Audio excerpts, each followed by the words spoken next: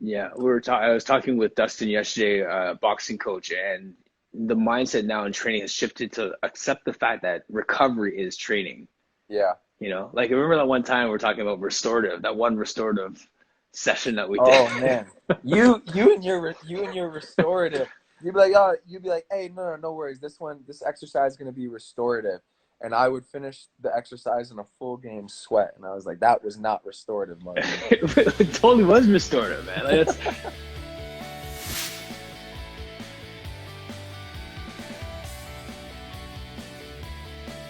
what surgery did you have done? Because I don't know if you know, but my wife had a full like ACL, meniscus, and Yeah, the microfracture surgery too. So yeah. like literally a year ago, last Sunday, she had the whole process done. Wow. So Is yeah, she's fully recovered now after she's one like, year?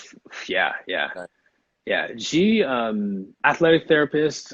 We did a ton of Pilates. Like she just tried to just move as much as she could, and yeah, it's miraculous. Like in terms of she could run, she could do everything now. Yeah, So I mean, it's amazing how quickly the body can recover.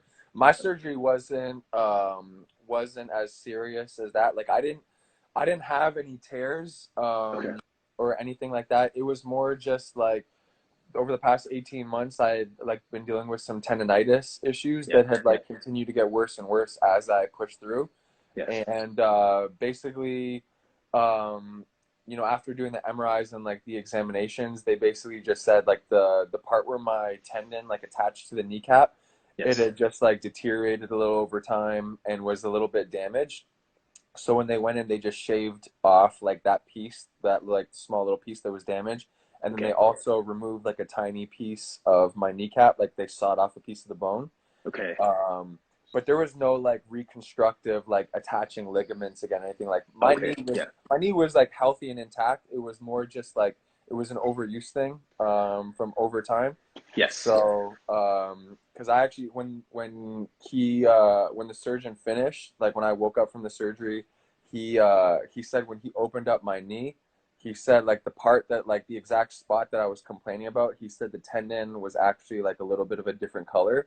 So Oh he wow. said he said that he could tell that it wasn't like that tissue wasn't like fully healthy anymore. Yes. Yes. So when they go in and they just like they shave that off, and then the hope is that with rehab and doing the right things that it repairs and grows back. So Right. far Yeah. so good. But yeah, I definitely still have a good amount of rehab to do before I get myself like 100% ready to go. Right. Right.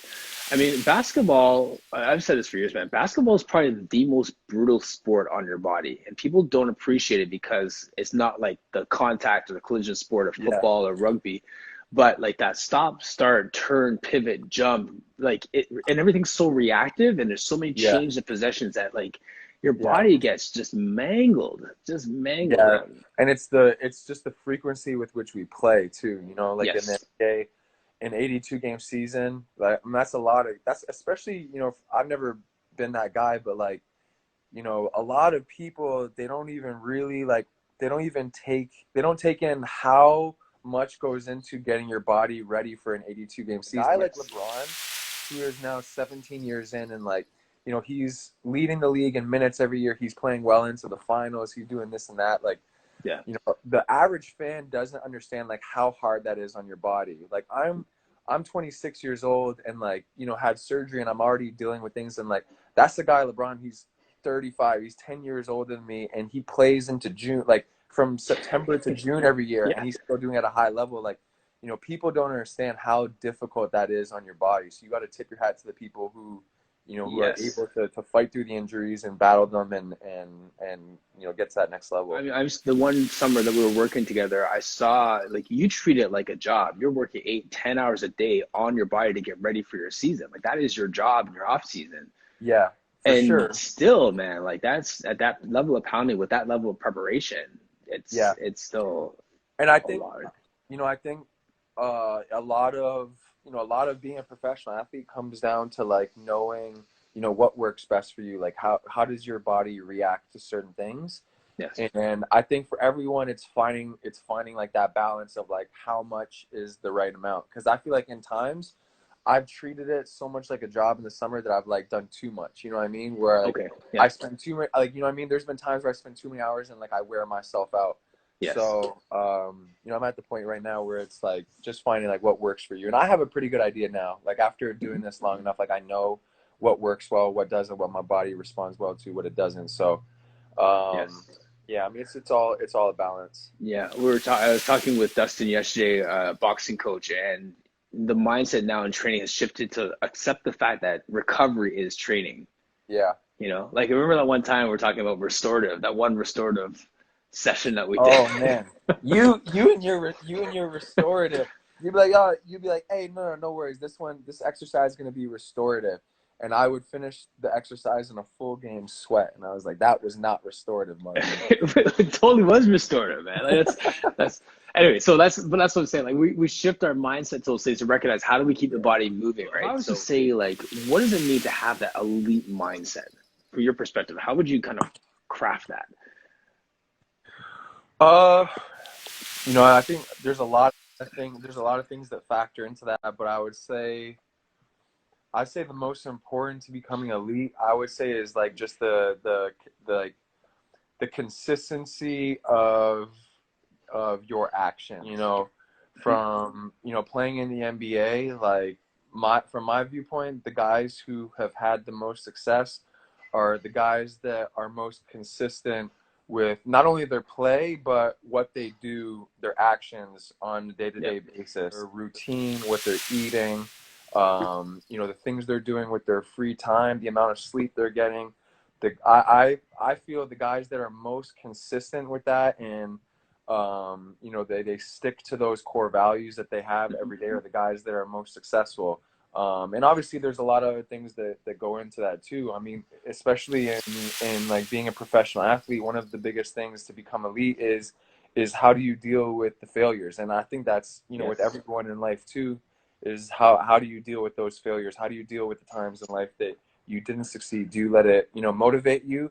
Or does it eat you up at night and you're losing sleep over it? And does it cause you to downward spiral? Because for me, especially as a professional athlete, when you play, in the course of an NBA season, you play 82 games. It's easy to get wrapped up on a game-to-game basis on how things went that day, and to let that Yes. affect you going into the next game. Hmm. But I would say the people who are elite, the people who have the most success, are the people that, regardless of whether they played well or they played terribly, they don't let that affect the way they feel about themselves, and they Yes. don't let that affect how they approach the next possession or the next game or the next practice or anything. It's Yes. that consistency of mindset too. I think that makes you elite. And Yes. that's easier said than done though, because I can sit here and say that, Absolutely. but I still struggle with that to this day. That's probably one Hmm. of my biggest battles, Okay. is that mental side of things of not getting wrapped up on the game to game.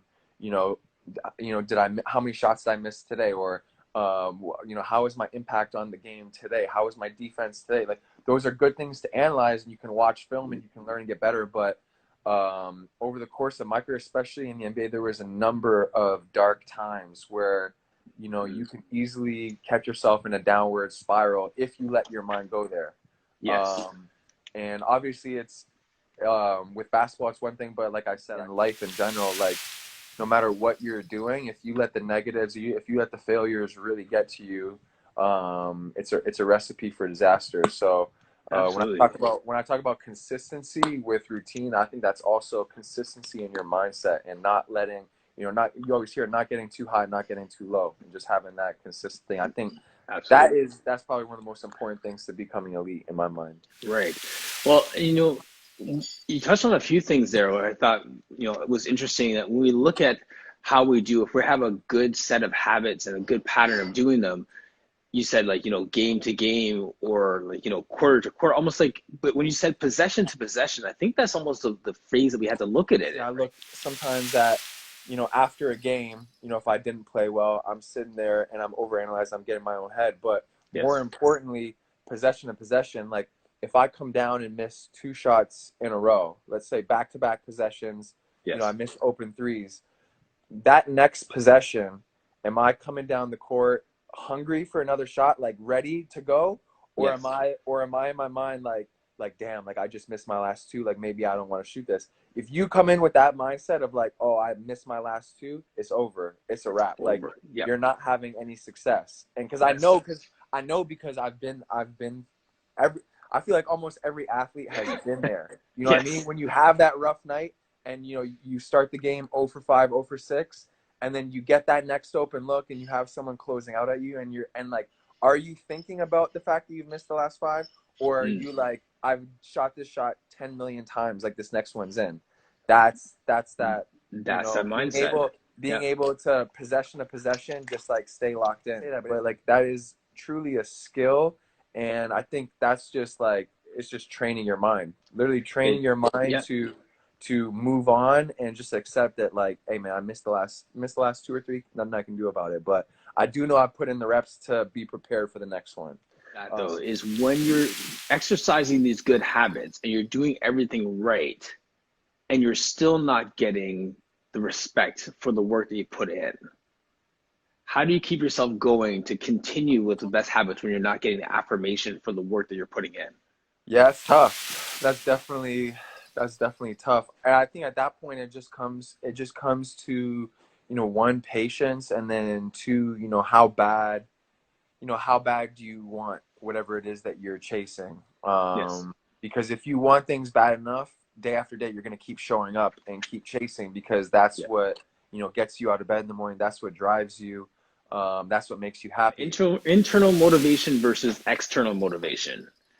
In those situations, you feel like that's got to be more of an internal motivator to push through, right? As opposed to someone cheering you on from Yeah, outside. I mean, I think for anyone, if you don't have the internal motivation, it's not going to happen. If you need someone to Yep. constantly be in your ear motivating you, you know, it's not going to work. You need, I think it's a lot about accountability and, you know, being able to monitor and coach yourself mentally every day, and, you know, have a checklist. You know, what am I doing these things right? Am I not doing these right? And obviously, it helps to have someone there to coach you and to Mm-hmm. tell you, you know, other people's opinion, what they see of you. But at the end of the day, a lot of it comes down to you. And, you know, Yes. are you going to hold yourself accountable, or are you going to keep pushing when times get tough? Mm-hmm. You know, that's up to Your you. announcement when you left the NBA to go to Europe, Mm-hmm. you had a comment in there about like getting your mojo back or getting your confidence back or kind of getting that swagger. Like, what did you mean Yeah. by that? I think pretty much exactly what we've been talking about for the past like 10-15 minutes. Mm-hmm. And um more of like just finding that consistency in my mentality and my confidence in myself, Yep. and not letting that waver, because as I said earlier, like I've been in some dark places, like I've been through dark times, like yeah, like I reached my childhood dream of playing in the NBA. You know, I played there for, you know, for the last 5 years up until this year. But like most people don't understand, like my 5 years in the NBA were like, they weren't like smooth sailing and like all Mm-hmm. good times. Yeah, I was living my dream, but like I was going through some dark times. First of all, I played I played for five different teams in those 5 years.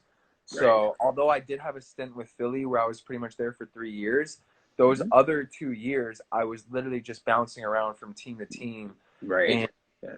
that was hard for me mentally to like not let my confidence waver, not let my thoughts and myself waver, because once you start getting moved around and then now you're on a different team, new plays, different role, not as many minutes, it Yes. can like definitely start weighing on you mentally, and you're like, oh wait, like I mean, should I be here? Like, do I Mm-hmm. have what it takes to succeed at this level? Like, those are Yes. all those are all questions that 100% have all gone through my mind. Opportunity for me to like really find myself and really get back Yes. to get back to like, you know, playing with passion, playing with joy, Yes.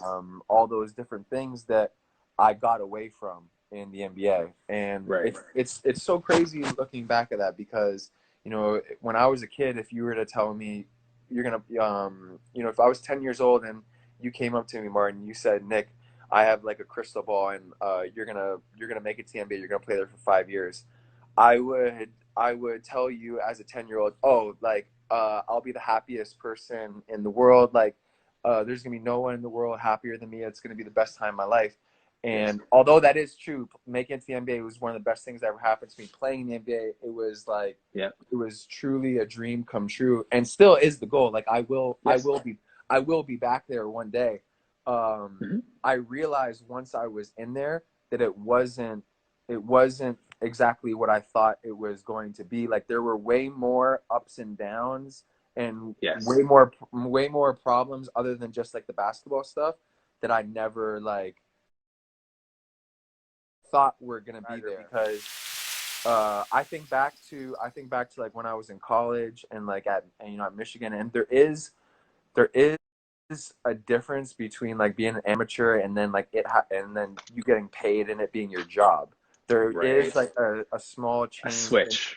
There is a switch in that mentality when it does become your job, and like every day you got to show up and this is what you're doing. So it's almost like trying to become a kid again and like just truly playing playing the game for like that joy and for that fun. The same reason why you picked up basketball when you were 8 years old. Yeah, absolutely. And I just gotta commend you, man. It's just like watching from afar at points, just seeing you carried yourself with such poise and like confidence when you went on the court and poise when things weren't going your way and just hunger to get the ball when you didn't have when it looked like most people would be lacking that confidence. You still carried Yeah, yourself, even if it's just like game face on to yeah. just get through the moment. You carried it in a real like professional way. So I kudos to you for that. I appreciate it, man. I appreciate it. And I think just for those who are watching too, there's something to be said for giving yourself permission to make a pivot in the strategy to get where you're going. Yeah, You yeah. know what I mean? 100%. Like taking that step to Europe last year wasn't easy. It wasn't easy for me, especially because in my mind the NBA was always like the goal and where I wanted to be. And it was funny. I was really like just hesitant and tentative to make that move to go to Spain, and then after playing there this year, now I'm way more open to like, oh, I'll go back. Like, you know what I mean? Like going back to Yes. Europe's not a problem. Like there were a lot of aspects that I really enjoyed about it and, wouldn't mind experiencing again. Okay. So, that was also just another thing for me is just like, just trusting myself to like try new things and not be so closed-minded because there was actually aspects about playing in Europe that I enjoyed more than the NBA. Yeah. I never thought that would be the case. You know what I mean? I always thought that every aspect of the NBA would be more enjoyable than anything else. So, um, So what were you pleasantly surprised by in Europe? to be In Spain? honest, the level and quality of basketball was higher than the NBA. Now it's like Okay. that's hard to for someone who doesn't know a lot about basketball, that's like hard to really break down because to the average person they would say, "Oh, what? So is are the players are better there in Europe?" And I would say no. The players in the NBA are more talented and physically gifted than the Yes. players in Europe, but over the course of 82 games, like some guys just aren't going to have it every game, Yep. especially when you're playing 4 games a week. And there's going to be days where the play is sloppy. In Europe, there's most teams are only playing 1 or 2 games a week. So they're So sharp and they're so it's fresh. it's it's more similar to college basketball where it's like every game has a huge meaning in terms of standings, in terms of pride, rivalries, all that different kind of stuff. So every time the lights are on, it's truly like playoff mentality. Whereas like Okay. playoff basketball in the NBA is incredible. Like watching the playoffs, the level of competition is amazing, and I would say I think that's more similar to what every game is like in Europe. And Fair. Yeah. I that see was it. like something that I really appreciated going there. Where I was like, and another thing for me too was going over there, I had never really paid attention to Europe or the EuroLeague. And when I went there, it was like every single game, didn't matter who we played, there would be one guy on the other team that I had never heard of, never seen before. And like I'd either be matched up against him or like, from afar watching, and I'd be like, damn, like how have I never heard of this guy? Or like Right. why is he not in the NBA? Like I think this guy could play in the NBA. Right. So for me, it was like more of like just it was humbling in terms of like, damn, it really is a global sport. Like Yes. it's been talked about it's a global sport, but like even me, I'm a basketball fan, but up until this year, I truly didn't know how talented the rest of the world was, because I went over there and I'm like, yo, there's a ton of dudes that no one over in the US knows about that can seriously ball. On a game-to-game basis in Europe, it's low scoring. Like teams don't score 100 points in Europe, and Mm. players individually very rarely go for 30 to 40 points. Okay. Yeah. Like the leading scorer in Europe like averages like 20 a game, whereas Yes. whereas in the NBA, like Harden averaging 35 this year, and it's like, if Harden has 25, it's like, oh, he had an off game. Whereas in Europe, if anyone has 25, it was like you have to Yeah. work hard. You got to work hard for those Yeah. 25. Yes. So, not saying you don't have to work hard for those 25 in the NBA. I hear you. It's I hear just you. it's just a The lot system's different. different. It's a lot different in the ways that happens. So, for Yes. me this year, these were all like the little things that I was like, obviously playing 5 years in the NBA. I was comparing like, how do these two leagues match up against each other? And there's, they both have their pros and cons. But like I said, I'm definitely a lot more open to like going back now after experiencing it, because I was like, oh Yeah. wait, Yes. this is pretty dope. And not to mention the atmospheres, like the crowds are Yes. very fun to play in Europe. Like they got some very passionate fans over there, which was cool to see. I think for a lot of guys, if they make that move, like they go play in the NBA, then they go to Europe and then come back to the NBA, like I think they come back better. Of course. I think anytime you're playing different styles of basketball with different people and you're learning, like, you're going to become better because you're learning different aspects of the game. And Yes. I think that's the cool part about playing in both leagues is you learn different styles of play. Yep. Like my role in the NBA compared to my role this year in Spain was like significantly different. Like in the NBA, a lot of time I found myself like spacing the floor, like staying in the corner while someone else was going one-on-one. Right. And whereas in Europe this year, it was like I was constantly moving. Every play I'm coming off of Hmm. screens, even if I don't have the ball, Yes. you're always moving. And I think that's in overall that it's gonna make you a better player, just because I said you're learning Absolutely. different styles, you're learning how to do different things. So So the question that kind of comes off of this really is, who are you, in the sense of like, do you identify with, I'm this guy who played in the NBA, or like, I yeah, mean, there's so many different facets to our personality. yeah, Much like a buddy of mine who was an RCMP officer, I had him on, and he was like, he went through a whole bunch of things, and he's no longer doing that. But like, there was such a badge of honor that came with that one corner of his identity. yeah. How do you present yourself now? Yeah, it's cool that you brought up that question, because it's a battle that I've been facing, and I think a lot of athletes Hmm. face. And Yes, I think for a lot of athletes, I think it hits them once they're done playing. When they, you know what I mean? absolutely. You Yes. identify yourself with that sport for, since you picked it up since you're 5, 6 years old for a lot of these guys, and then say they retire, 30, 35, and it's like they don't have that anymore, and then it's like, who are you? Yes. And that could be that for a lot of people. That's a tough, scary thing. No matter how It's successful you've been, it's yes. a tough thing when you don't have that thing you That piece of, identify with. yeah. I'm gonna turn these comments back on. I shut it off just for a second, just so as we talk, it wasn't flying through with all the Michigan fans. So I'm gonna We got some pop. Michigan fans joining in. Yeah. I always, whenever I go live, I always have some Michigan fans. Man, those people, they show love. They definitely show a lot of love. So I appreciate them for that. Yeah.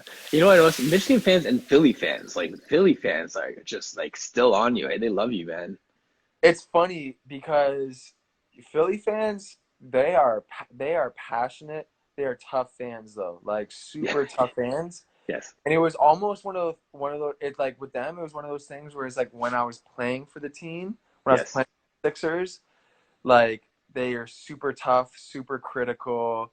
Like at one point, actually, right, I don't have Twitter anymore because when I was playing for the Sixers, it was Yes. like it was toxic. Like it was one of those Really. things where like I went on social media because I truly enjoyed it, and it's like a way for me to like connect and like find news and stuff.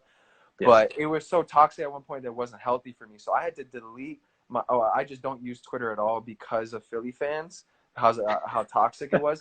But Wow. it's crazy because once I left the team, Then they Yes. started showing. Then they're like, "Oh, we wish you were back. Like Yes. love you so much." Yeah. So it's like I don't know. Like, are they just being nice, or do they just truly love me and they're just like tough love fans? You know what I mean? Maybe Right.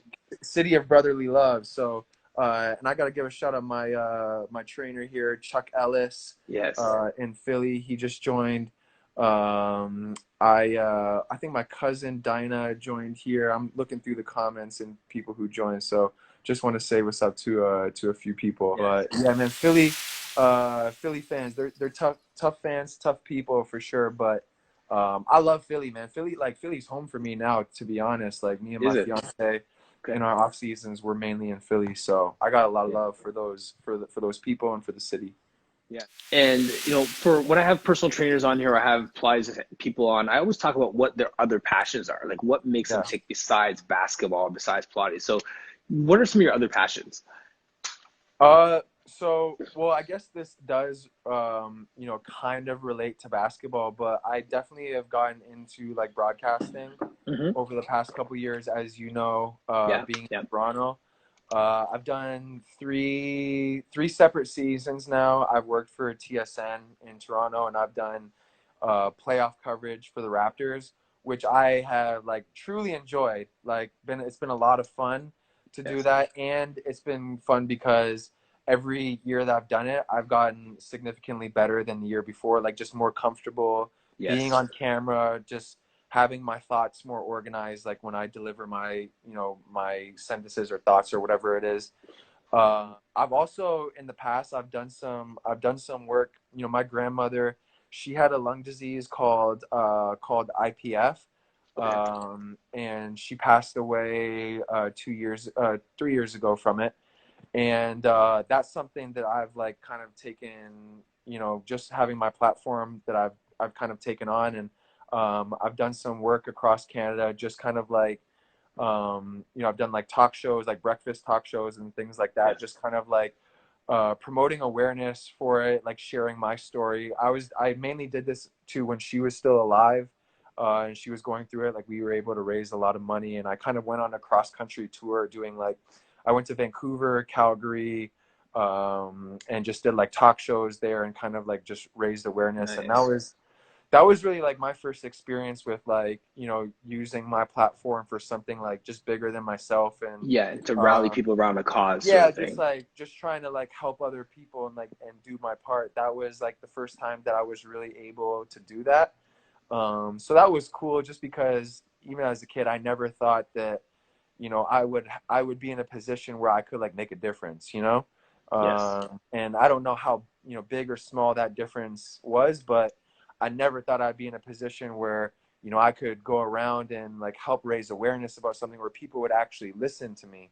So that Yes. was, Yeah. and especially the fact that it was my grandmother who is suffering from the disease, it just felt good to like, be able to do something else and help in some way. So, That's a uh, it's a legacy move, right? Like that's a yeah, real, yeah. yeah, for sure. And I mean, to this day, there's still no cure for the disease, and people are still Mm. dying. So, moving forward, maybe it's something that I get involved again with and try to make more of a push of. But just looking in the past, that was something that I enjoyed. That's just completely outside of basketball. That was cool. But I Yeah. mean, on a day-to-day basis, right now, definitely there's been some struggles with like keeping myself occupied, Yeah. especially going through the surgery and not being able to play right now. The only active things I'm able to do is like my rehab and being able to lift a little bit of weights. But Yeah. other than that, I got a lot of time right now where Yeah.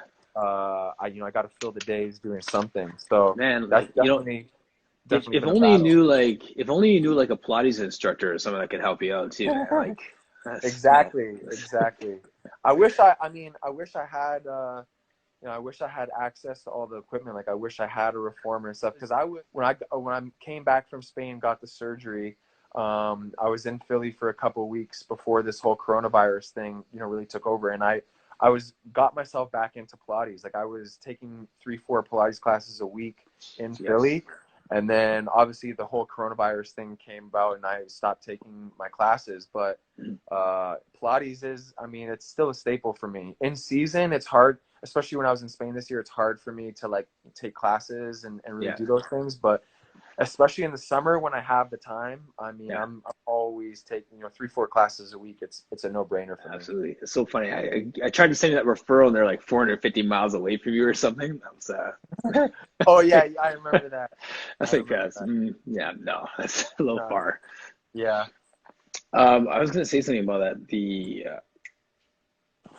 When you're talking, just I didn't want to like cut you off with the one comment, but so where are you right now? Are you in Philly right now?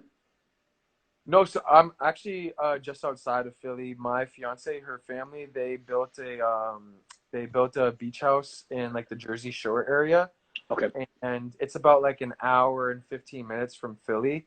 And my fiance and I, we had like like a decent apartment in the city of Philly. Hmm. But we just figured if like we're gonna be in quarantine and we're gonna be like stuck inside, it'd probably be best to like come here where we're on Yes. the water, we're like on the beach. This town that we're in, it's more of like a summer town, so it's really quiet right now. There's not a lot of people here. Yes. So we just figured with like the whole coronavirus thing going on, this was like probably the safest and most enjoyable place for us. Because I mean, even when there is nothing to do, sometimes we just go sit outside, and Right.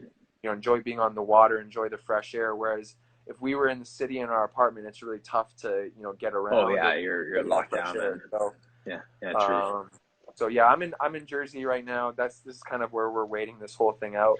I was supposed to Cool. be in Toronto.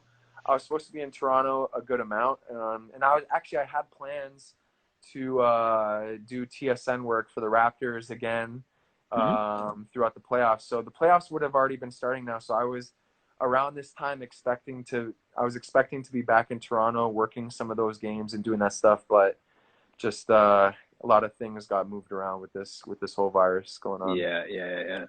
I just opened up the comments again. If people want to just fire off a couple questions for you, we have a few more minutes before this Instagram Well, hour locks up. I got my boy Eric Schmitty over here.